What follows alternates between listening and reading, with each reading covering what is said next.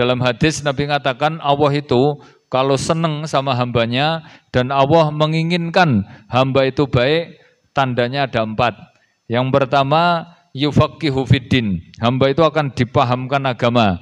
Hadisnya may yuridillah bi khairan yufaqihu fiddin. Siapa yang dikehendaki Allah jadi hamba yang baik, maka akan ditambahkan dan dipahamkan ilmu agama.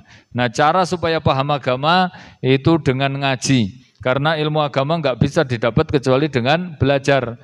Yang kedua, Nabi mengatakan yusiba minhu. Orang itu kalau dikehendaki baik, itu akan dikenakan ujian atau musibah. Sehingga dengan musibah itu nanti dia sabar, kemudian dosanya rontok, habis itu dia mati dalam keadaan bersih dari dosa. Yang ketiga, Nabi mengatakan may yuridil khairan istakmalahu. Orang itu kalau dikehendaki Allah jadi hamba yang baik, itu dia akan dipakai banyak orang.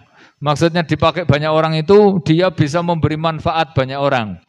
Karena ada orang itu enggak mondok, bukan ustadz, bukan dari kalangan ilmu agama, tapi sering kepake.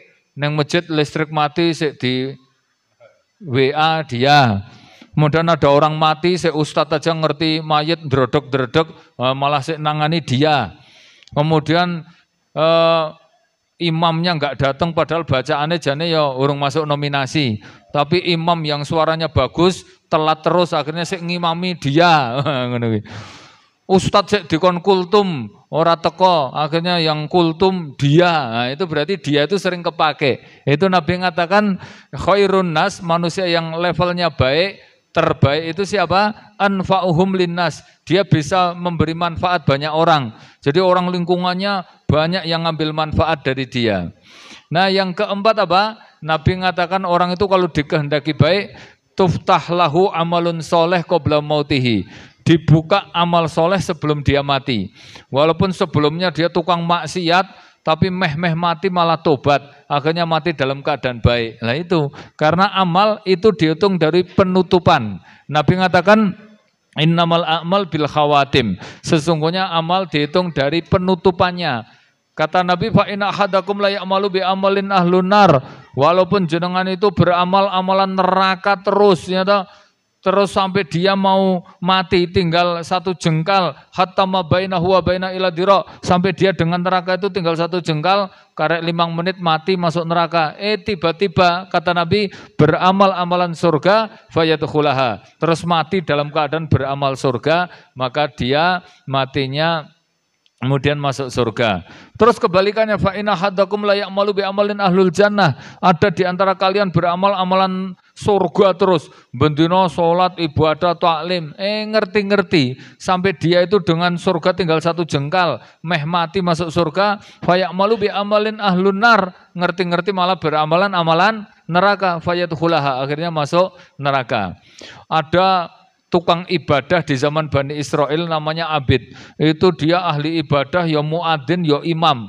40 tahun sholatnya nggak pernah telat. Muadzin kok sholatnya telat.